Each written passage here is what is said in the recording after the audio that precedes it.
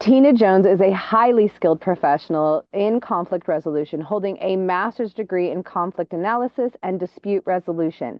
She specializes in training and facilitating empathy circles. Hi, Tina, take it away. Thank you so much for that wonderful introduction. And I'm very grateful for the invitation to be here today. So thank you. Um, so I'm now going to provide a presentation. I loved all of the speakers before me, the presentations they provided. I'm I'm going to focus on rather more personal talk today. So, good morning. Um, Before we begin, I'd like to invite you all just to take a moment to slow your breath and try to breathe together. Uh, As I, for one, personally find Saturday mornings kind of hectic and very busy. Um, Feel your feet on the ground, let your shoulders soften, and notice your breath. These are the things I have to remind myself every morning to remember to actually breathe.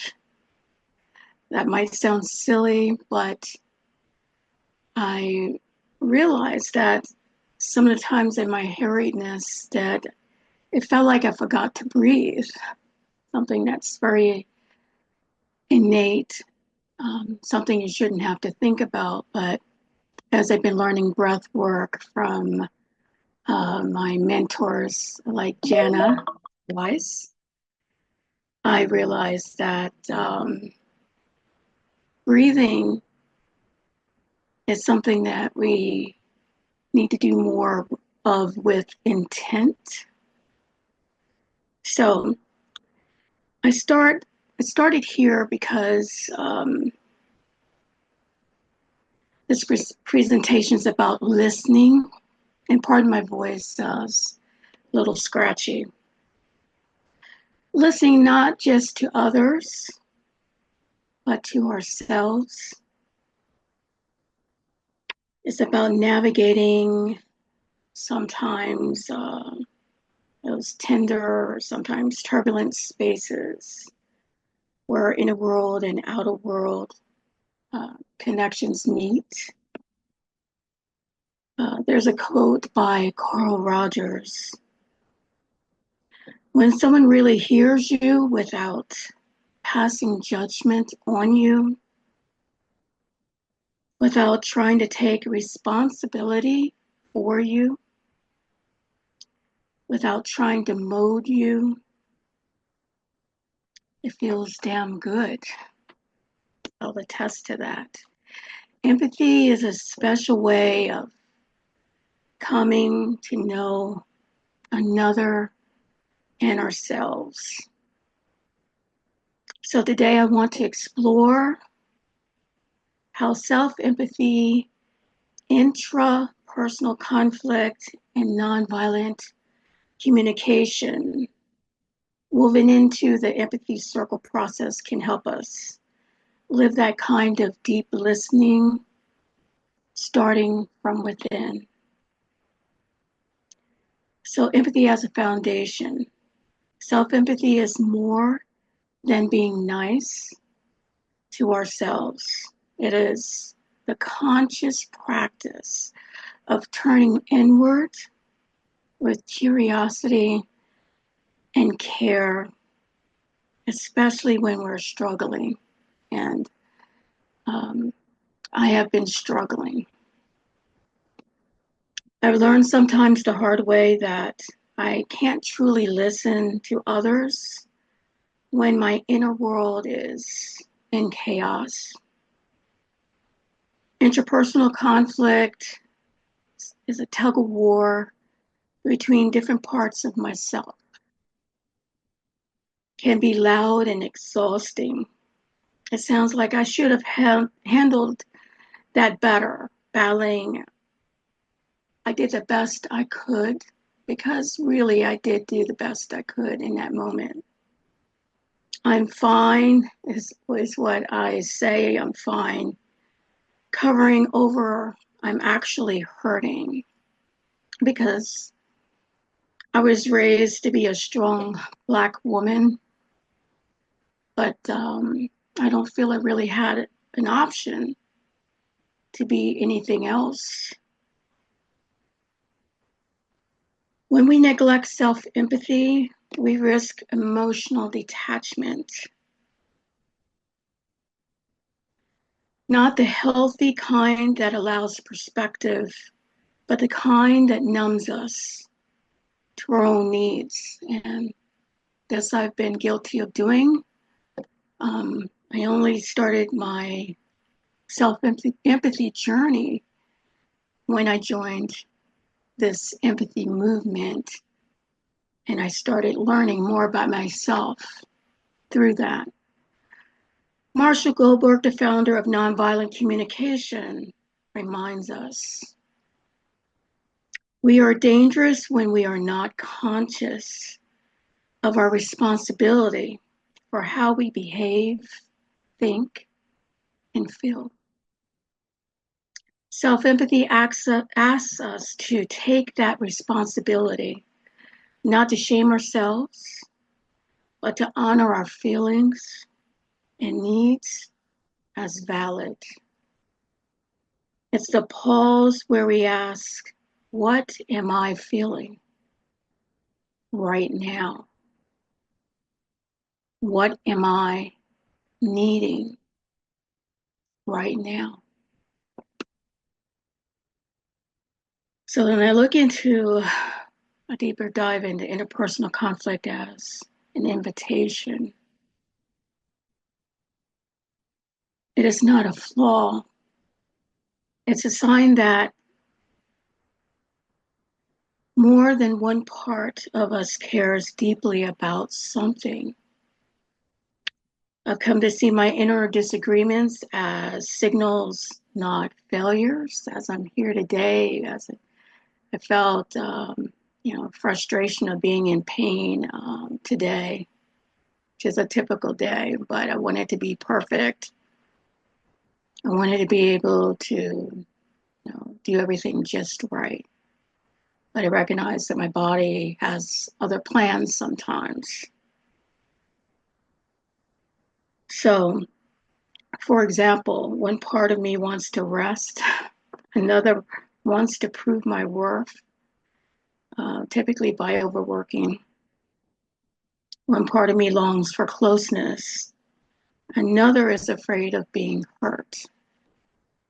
And I'm learning how to think a little bit differently.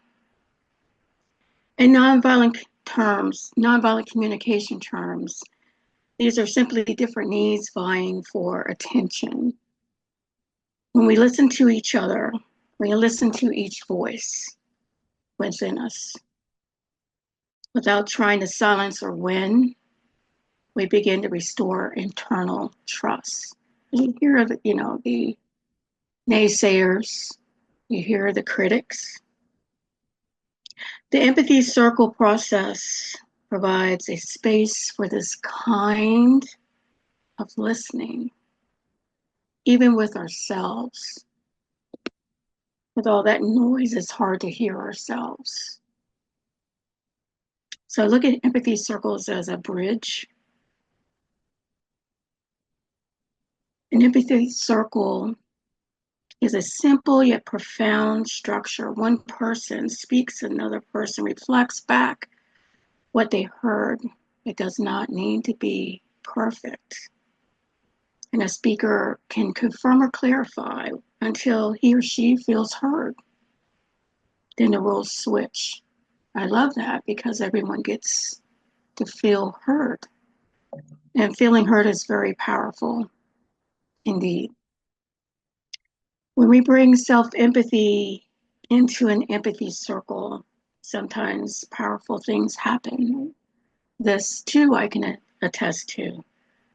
We can speak from the heart, aware of what's alive in us, We listen not only for words, but for feelings and needs. We receive reflection not as correction, but as companionship, so you're not alone. Over time, empathy circles will help us reconnect with parts of ourselves we've kept at a silence, living in silence. That too, I acknowledge. In my own journey, I've experienced moments where someone's reflection uncovered an emotion I didn't know I was carrying: grief, relief, longing, and in naming it, it felt lighter. There's a quote by Mahatma Gandhi: "The weak can never forgive. Forgiveness is the attribute of the strong." In the same way, I believe self-empathy is the attribute of the strong. It takes courage to forgive ourselves for being human, to allow vulnerability, and to offer compassion to the person in the mirror. So bringing NVC into process. Nonviolent communication gives us a framework to bring clarity to what we hear, both from ourselves and from others. It's built on 4 steps: observation, what actually happens without judgment; feeling, what am I experiencing emotionally; need, what I am experiencing,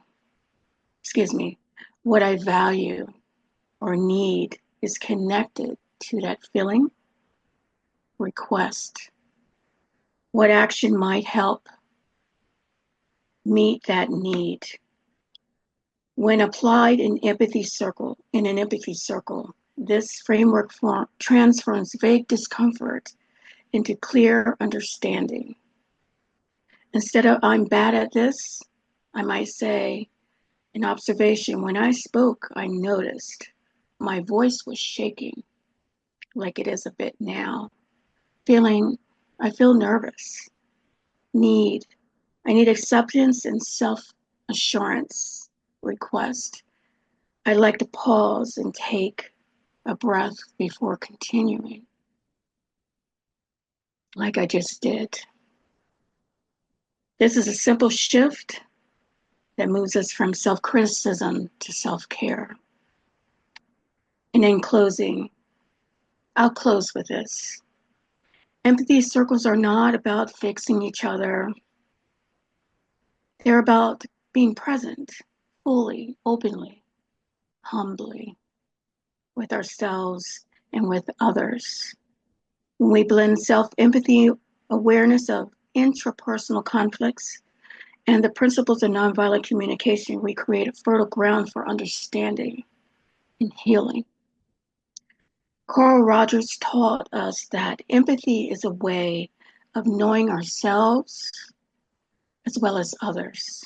Marshall Rosenberg reminded us to take responsibility for our feelings and needs.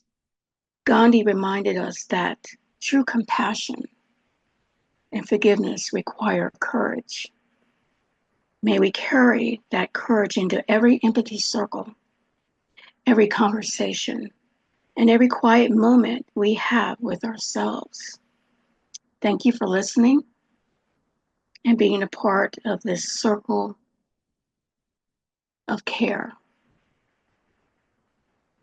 Thank you for listening to me today. And thank you for this opportunity to share a bit of my journey that I'll continue to be on, as I am so grateful to be a part of this family this culture of nonviolence, this culture of building one another up instead of tearing one another down. Thank you. I'll yield back. Thank you, Tina, for grounding us, for bringing us back into an intentional space. In hearing you, I felt myself today more deeply. Thank you for inviting us in.